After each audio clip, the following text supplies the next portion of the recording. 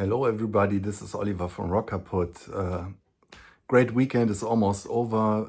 Why was it a great weekend? Because one of my favorite bands, the mighty Immolation from New York City, have their new album out, their 12th album called Descent.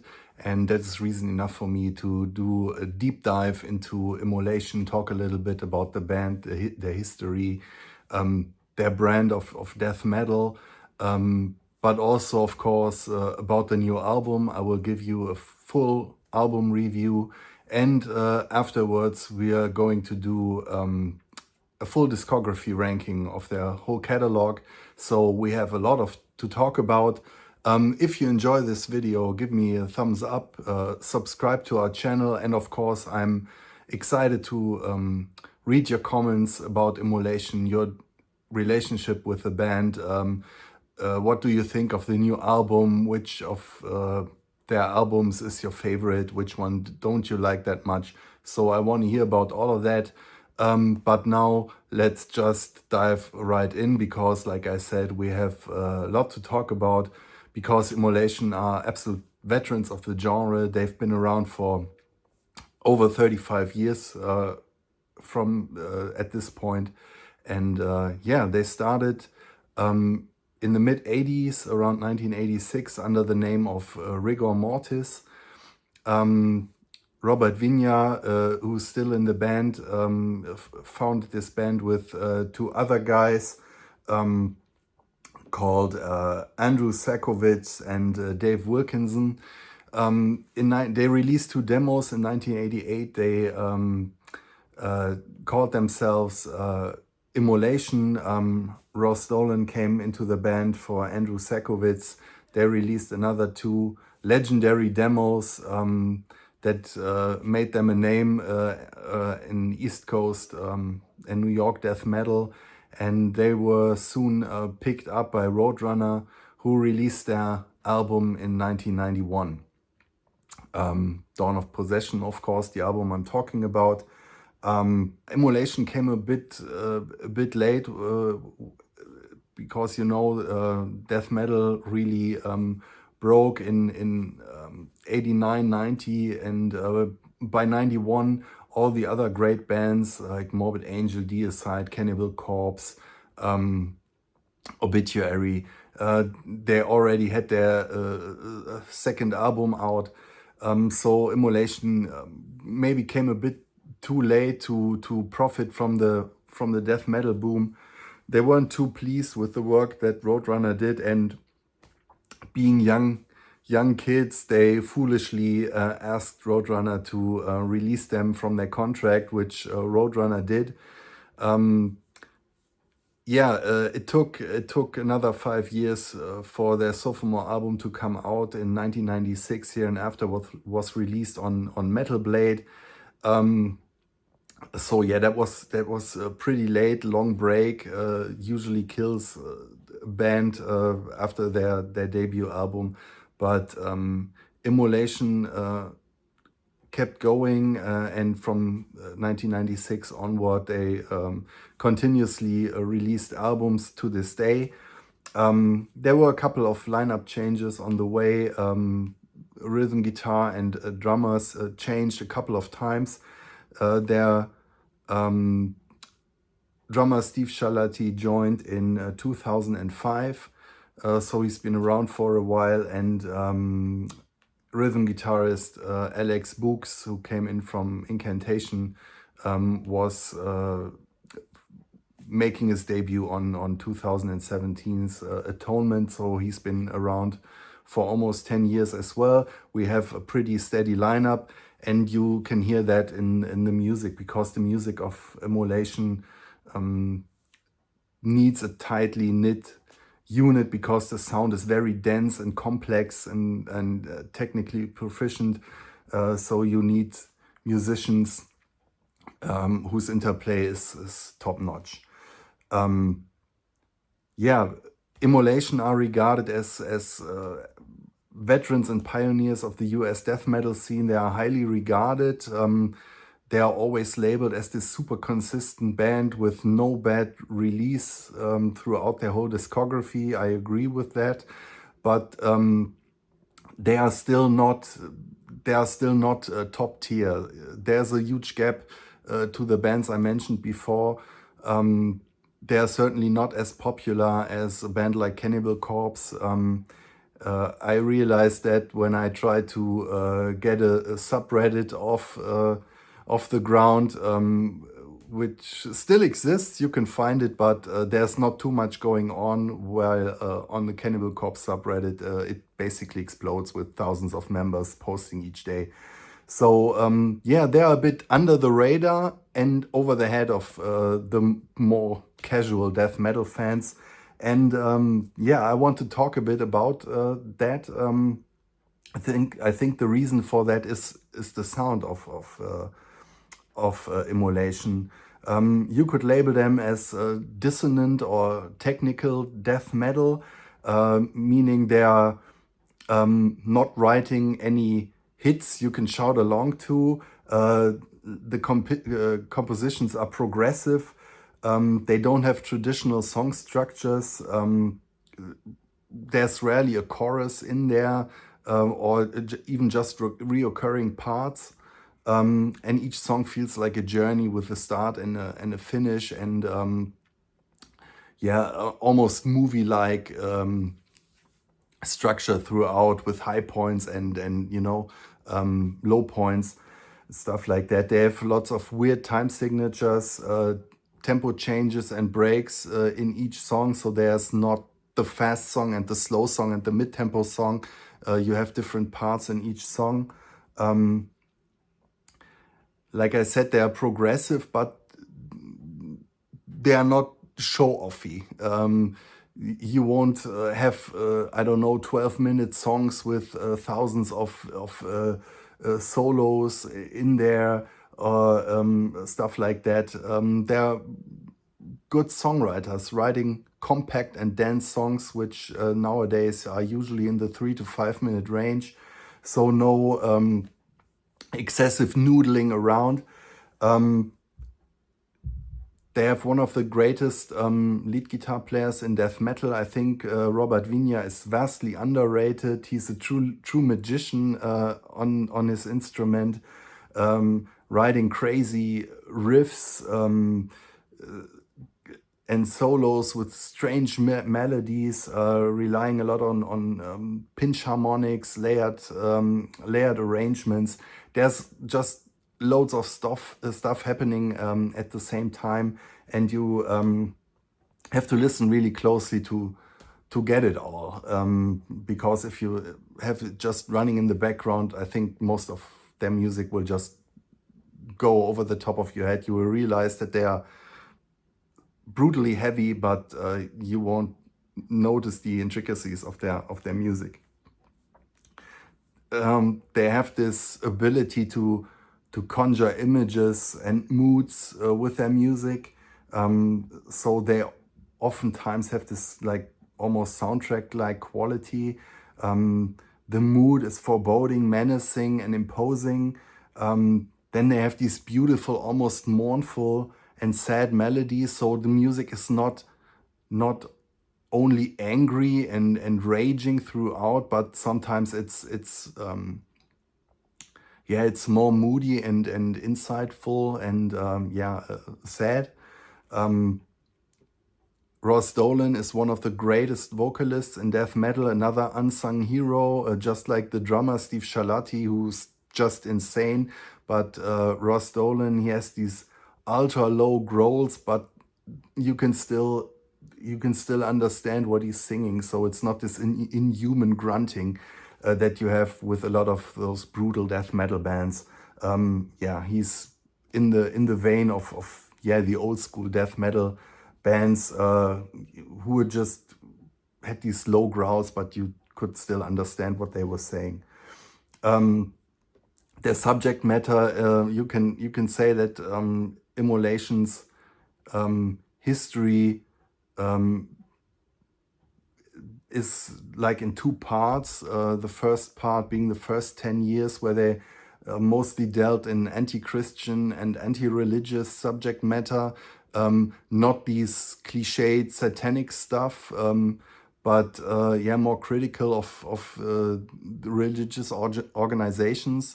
Then in the beginning of the 2000s, there was a change in style. So today they are more generally critical of politics and of human behavior in general.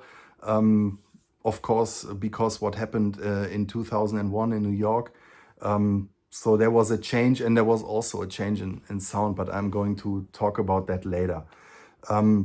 Yeah, what's also significant about Immolation is that their albums feel like cohesive units instead of collections of single songs. So it's hard to pick single highlights out of there because yeah, the albums are just these cohesive units and are best listened to from start to finish.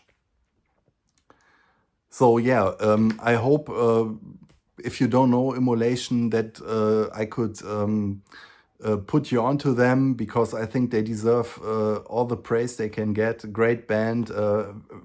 Every time I listen to or watch their interviews on YouTube, very intelligent and sympathetic guys, you know, with a brain between their ears. So yeah, nice people, very down to earth, and great musicians. And there's, like I said in a short I did a couple of days ago, there's no band that sounds like Immolation. I think they are without equal in death metal. So very original sound, and you will immediately recognize them when you hear them. That being said, let's talk about their newest album. It's called Descent. That's how it looks. Cover artwork by Ilarian Cantor, who's one of the busiest cover artists these days in metal. Did a lot of stuff for Incantation. He did the last one for Immolation. He did covers for Creator, for Testament. I don't know, lots of bands. This one is a great one, which sums up the atmosphere of the album. Didn't like his last cover artwork for Immolation. I will show that when we get to the ranking. Love this one and love the album as well. It's their 12th one, and yeah, they say are staying true to themselves, so no disappointment whatsoever. Higher quality death metal on this one. Let's go to the album in detail. So we have 10 songs, one being an instrumental. The album is 41 minutes long, so it's around 10 minutes shorter than their last one, which I think is a good thing, because their music is so heavy and dense that it's hard. It gets a bit tiring to listen to more of it in one sitting. So 41 minutes is a great package. The songs are mostly in the 3 to 5 minute range. The title track is a bit longer, clocking in at around 6 minutes. We have lyrics dealing in human hubris, their self-destructive tendencies, and the inability of mankind to learn from past mistakes. The band put out 3 videos so far. The first one was Adversary, which came out around 2 months ago, which was the first one. Then a month ago, the second one was released, called Attrition. And for the release, they put out a video for Bend Towards the Dark. So if you want to check some videos, go to YouTube. On the page of Nuclear Blast, you will find their newest videos. The album is not a huge surprise. If you know Immolation, you know what you will get from them. So you have crushing rhythms that clash with Vinya's trademark grandiose melodies, giving the whole album, and that's in line with the cover artwork, feel of almost like a dark death metal opera. So you have this one mood of humanity in decline going throughout the whole album. And yeah, you're going on a journey from start to finish, like I said before, and each song is just a section of the path on that journey.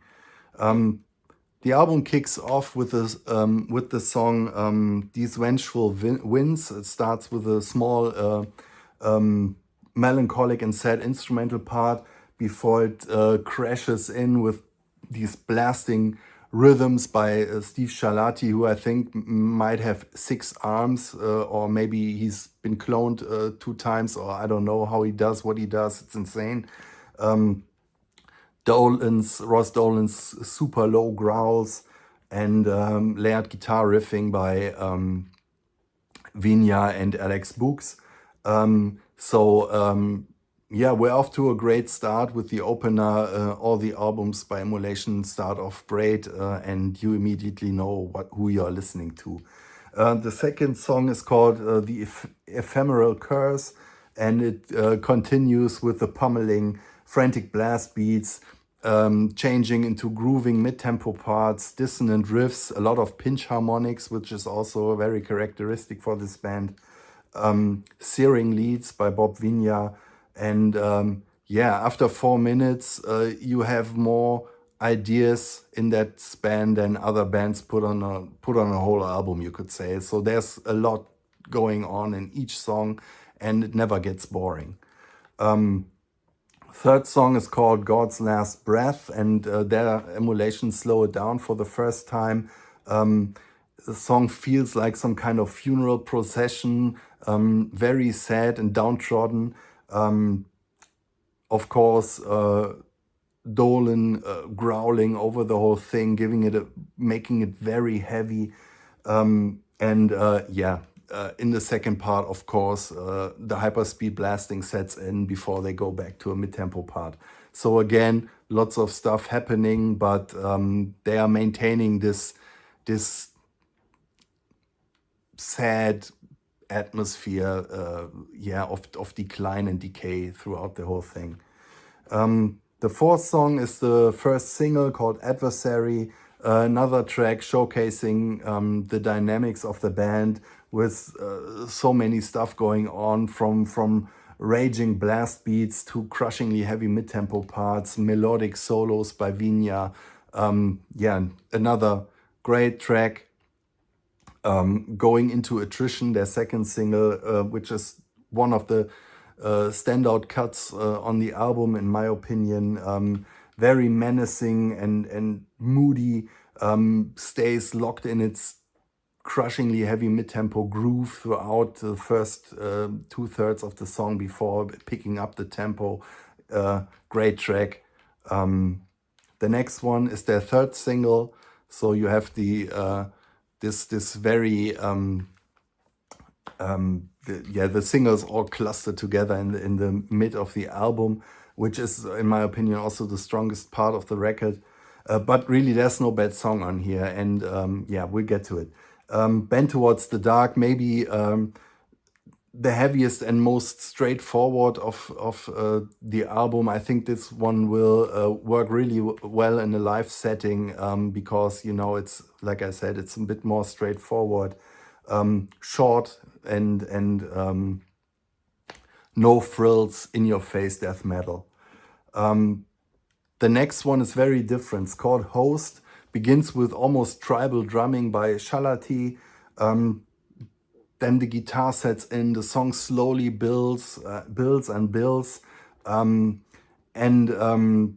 It's around 5 minutes long. To this part, the most complex and suspenseful and dynamic song of the album. Lots of stuff happening. Impossible to all catch it in one go. Amazing lead guitar work again by Vinya, and in the end you have a very cool effect when Ross Dolan's growling is layered with some almost black metal screeches. That's a new one for Immolation, super evil, and finishes this amazing and like I said, suspenseful song. Next track is called Foul's Ascent.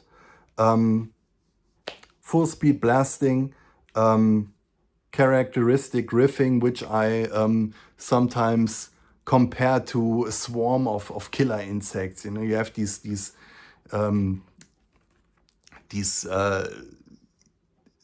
this guitar riffing that sounds like the wings of insects, you know, like thousands, millions of insects attacking you. Super heavy, crushing, especially in the mid-tempo parts. Another good song. After that, we have Time to Catch Our Breath for Banished, which is a 3-minute instrumental. Do I need this one on the album? Not exactly, but it doesn't really matter. It's a nice, like I said, it's a nice relief from all the pummeling, and leads to the absolute masterwork of the album, excuse me. The title track called Descent, which is also the longest song, and very advanced composition, just like Host. There's so much going on. There's no repetitions in there, so the song builds and builds and builds, and finishes with trademark mournful melody by Vinya, and the song slowly fades out. So you have a beautiful finish for this album, which, like I said, is just another example of Immolation's brand of high quality death metal. You could maybe accuse them that there are hardly any surprises or experiments on this album, but for me, being this far in their career, I think it's amazing that they are still operating on this high level without compromising their sound. And with Descent, I think they have managed a late career high point, and an album rivaling Atonement in quality. But we will get to that in my ranking. So you should definitely pick this one up, or check it out on Spotify or wherever, because if you don't know this, this will be one of the highlights of the year. I'm pretty sure about that. And if you like Immolation, I hope you already have it. So that being said, let's get to our full discography ranking. We have 12 albums. And this was really hard. I mean, these rankings are always hard because usually when you listen to music, you don't have this ranking in your head. You like albums, other ones you don't like that much, but do you really have a second, third, and fourth, and fifth favorite? No. So you really have to start to nitpick and find things to criticize to come up with a list like this. Then it certainly depends on your mood and what you want to listen to on a given day, which album will land on first or last place, or third or fifth. And when you have favorites that you listen to over and over again, it can happen that you will get tired of them a bit, and an album that you haven't heard that much or that often, you pick it up and all of a sudden it sounds completely fresh, and so that will change your list completely. And that was what happened with this list as well, because like I said, there are no bad albums here. There are a couple of albums that I don't like that much as the others, but really there are like at least 8 albums that could fight for first place on any given day. So that was hard, and maybe in 1 month this ranking would look completely different. But enough of me talking. Let's start with number 12, and this was pretty much an easy pick for me. It's their 7th album from 2007, Shadows in the Light. So the second album with Steve Shalati on drums. Not a bad album by any means. Great songs on here: Hate's Plague, Passion Kill, World Agony, and Tarnish. The first 4 are all great. The CD this CD has the advantage that there's the Hope and Horror EP tagged on as a bonus, so that's nice to have. Why is it on my last place? Because this album doesn't feel as cohesive as the other albums by Immolation usually do. It's just a bit weaker, and after the one that came before, it feels a bit like cobbled together from leftovers. So still a good, very good album, but easily my least favorite at this moment. So this one comes in at number 12.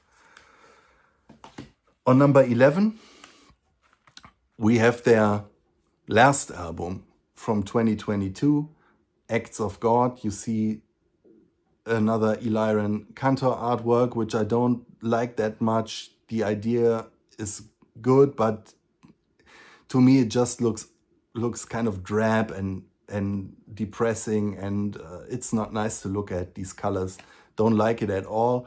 The album, again, certainly not a bad one. Great stuff on here. The Age of No Light, News of Thorns, great songs. My main point of critique, is that this album feels overlong and overstuffed. It has 15 songs, 2 of them being instrumentals, and this is, for me, it's too much Immolation in one sitting. And this one could have easily been better if they had shaved off like 2 or 3 songs. The album wouldn't lose anything, but become just more concise and yeah, less samey, you could say. On number 10, and this, I think I might get some flack for this one. I have their debut album from 1991, Dawn of Possession. Where's my record? Here it is. Have it on vinyl as well. Always loved the cover artwork. I don't know why. It's a cheesy image, but I always loved it from the start. Got this pretty soon when it came out, and it's an absolute old school death metal classic. People hold it in high regard. There are some absolute classics on there that they still play live. I love the opener, Into Everlasting Fire. That's one of the US death metal greats for me. Despondent Souls, Dawn of Possession, Those Left Behind, Burial Ground, Fallen Disease. There's no bad song on here. So this could easily rank higher. Why do I have it this low? Because Immolation would just get so much better with time. They were still kids back on this one. Ross Dolan sounds completely different. I love his vocals on this one. He's not as deep. Reminds me a little bit of David Vincent on Altars of Madness. So it's a little bit more raspy. Sounds completely evil. So great album, belongs in every collection, but Immolation would get better, and this doesn't scratch the highlights in their catalog. On, let me check, number 9, we have their third album, and this one ranked higher in my list when I cobbled it together for the first time. It's Failures for Gods from 1999. I had this, I think, on 3 in the start, and then I listened to the other albums and I had to push it down. It's not bad. On a different day, I might rank it lower. Maybe after this video, I will be bothered that I put it this low. There are some absolute standouts, and this would lead to their 2 absolute masterpieces. The opener, Once Ordained, killer. No Jesus, No Beast, killer. Failures for Gods, the title track, is a killer. Unsaved is a killer. This album has, and that goes for the early phase of Immolation, they have trouble with the production. So this one, especially if you listen to other albums before and after, it sounds a bit muddy and murky, and their sound is just so complex and advanced, and the sound quality is just a huge factor in the enjoyment of the music, and how all the stuff they come up with works, and comes across. So this one with a better sound would rank way higher. Still a great album in a great run, and any other death metal band would kill for an album like this. And here it's on number 9, which is insane. On number 8, and this was an album that when I was starting with this ranking, I thought would come in lower, but then I really enjoyed it this time around, is the first one with Steve Shalati from 2005. It's their 6th album, called Harnessing Ruin. Hate the cover artwork. I think it looks absolutely cheap and ugly. I don't like the logo style they had during these times. I like their old school logo way better. This album marks the first one in a change of after the change of style, which happened after after the occurrences on 9/11. So not only lyrically, so here we have songs like the first one, Swarm of Terror, obviously deals with terrorism. So this is not just anti-religious stuff, but critical of world politics in general. But they also cleaned up their sound a bit. So on the albums before, you had this very infernal, blasting sound with a lot of songs ranging from 5 to 7 minutes, especially in the 2 albums before. And here they trimmed it all down. So the songs are shorter, more concise, thus getting more dense. So they don't make they don't dumb their sound down. They keep all the intricacies, but the songs get more condensed. So in fact, it gets even more challenging for the listener. But here are so many great songs on this one. Swarm of Terror, mentioned it. Our Savior Sleeps, Challenge the Storm, Harnessing Ruin, Dead to Me, absolute bone heavy, Son of Iniquity. This is a great album, which you need to own. On number 7, I have their 8th album from 2010, Majesty and Decay. Great cover artwork. They are always a bit hit and miss with their cover artworks for me. This one I love. It perfectly mirrors the sound on this album. And yeah, here we have this, what I talked about in my review of Descent, this mournful, sad quality.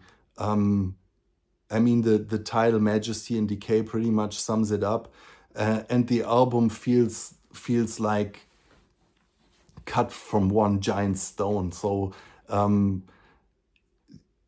it might be a bit samey. When you listen to it not really concentrated, it all kind of blurs together. So you have to be really attentive when listening to it, and then you realize how many killer songs are on this one and how melodic it is. The Purge is great. A Token of Malice, Divine Code. I think it's The Rapture of Ghosts, which starts off almost with kind of a jazzy drum beat, very unique, and one of the absolute masterpieces in their catalog. It's the centerpiece of the album, track 7, A Glorious Epoch. They also made a video for this, so you can watch it on YouTube. What an amazing song. Beautiful album. Like I said, you have to listen to it really closely to catch all that's happening on here. Absolute great one. Didn't like it that much before, but it kind of revealed itself to me when doing this ranking. On number 6, I have their 9th album from 2013. This one usually ranks lower when people are doing rankings.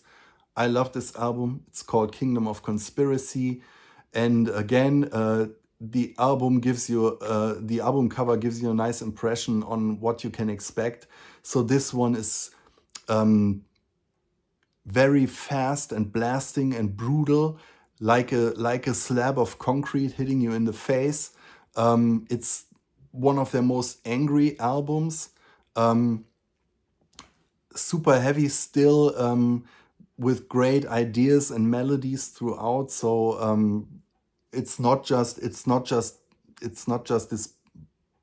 blast beat, high speed pummeling you over thing, but they maintain most of their qualities.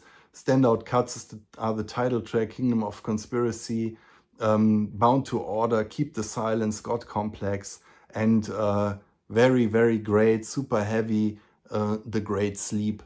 Like I said, not many people put this one down. I don't know why. To me, it's a great one. Kingdom of Conspiracy.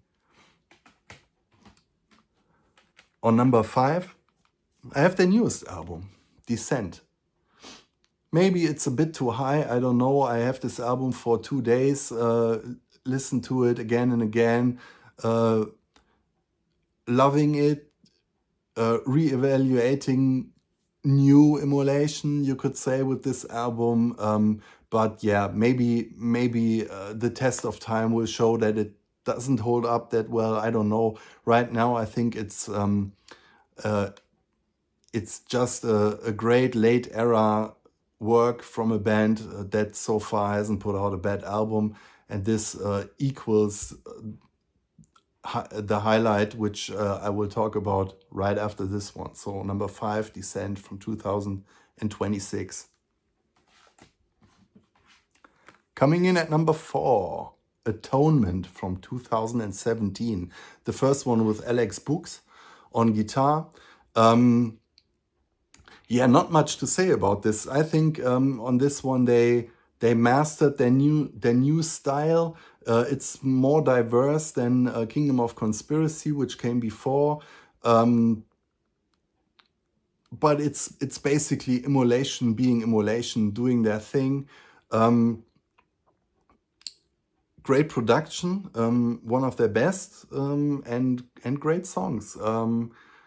Like always, the opener, you can count on the opener, the distorting light. When the jackals come is the standout cut on this one for me. Fostering the Divide is also great. Rise the Heretics. So yeah, late era death metal classic, which you have to check out. On number 3, their sophomore album from 1996, Here and After. I was so happy when this one came out. Like I said, bought the debut album, maybe not in 91, but maybe in 92, and loved it. And then Immolation were basically gone. It was the pre-internet days, so you didn't know where were they gone. Were they gone? Did they still exist? You had to wait till someone released an album, or a magazine decided to interview them or whatever. So this one hit me unexpected. I loved it when it came out. Loved the cover artwork by Andreas Marschall. And this is the album. I mean, they matured a lot in the 5 years since their debut album. So this is the first one of the style they would employ until the albums I'm going to talk about soon. So you have this anti-religious, anti-Christian death metal, pummeling blast beats, frantic soloing, many breaks and different parts, infernal atmosphere, and a production that can't quite keep up with all of this. The opener, Nailed to Gold, is one of my favorite death metal tracks, with just blazingly gorgeous lead solo by Bob Vinya. Just an absolute standout on this album. Burn with Jesus, I Feel Nothing is this slow, brutally heavy song, away from God towards earth. Yeah, great death metal, very original, and at least here in Germany, it was completely overlooked back in the day. But yeah, to me, that's the thing with Immolation. So the heads all know, yeah, Immolation, they are great, but the mainstream doesn't really recognize it. On number 2, and now we have the final 2 albums, and they are almost interchangeable for me. And this one is on number 2, 2002's Unholy Cult. Mainly because it's just as good as the one that came before. So obviously the other one has a cut above. This is the last album before they switched their style as lyrically as well as musically. So you have them mastering their style on this album and the one that came before. Insanely intricate arrangements and compositions with so much going on in each song. Completely evil. You have the impression that Vinya is kind of funneling inspirations coming from I don't know, from the elder gods, you know, the Lovecraftian gods from eons ago, because the melodies and stuff he comes up with just seems otherworldly and inhuman, just insanely evil and creepy and foreboding, just like the cover artwork. It's hard to pick standout tracks because that's not how this album works. It works as this slab of brutal death metal that just runs you over and leaves you in the dirt. I still will try. The opener of Martyrs and Man is great. The title track Unholy Cult is just crushingly heavy. Yeah, but rival the Eminent.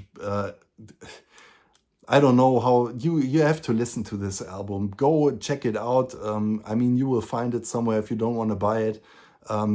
Check it out and tell me that this is not death metal at its absolutely most brutal and intricate.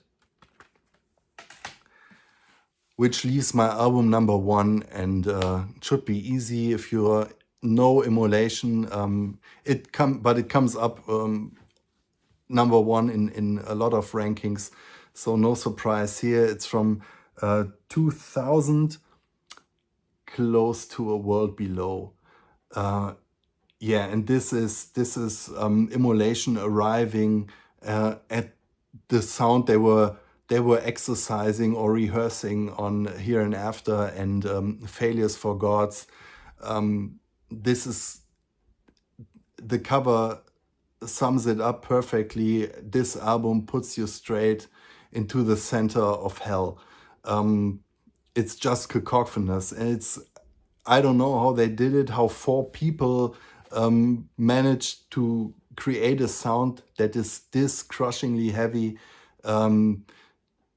still maintaining lyrical quality. So this is not just satanic bullshit.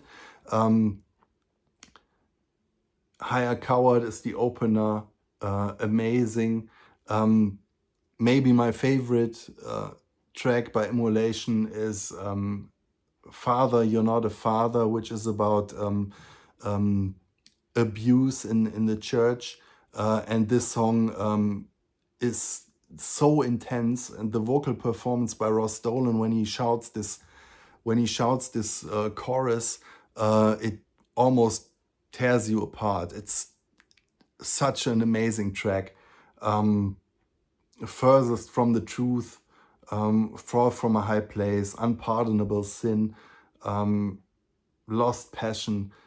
This is up there with the all-time death metal classics like Altars of Madness, Leprosy, Cause of Death, call them what you want.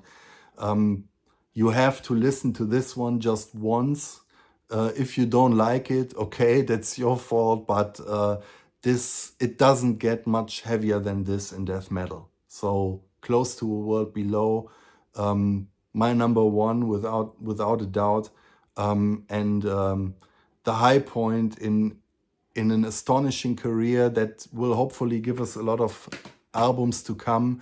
Hope this band will come to Europe, and hopefully as a not just as a supporting act, but as a headliner, because I want to catch them live.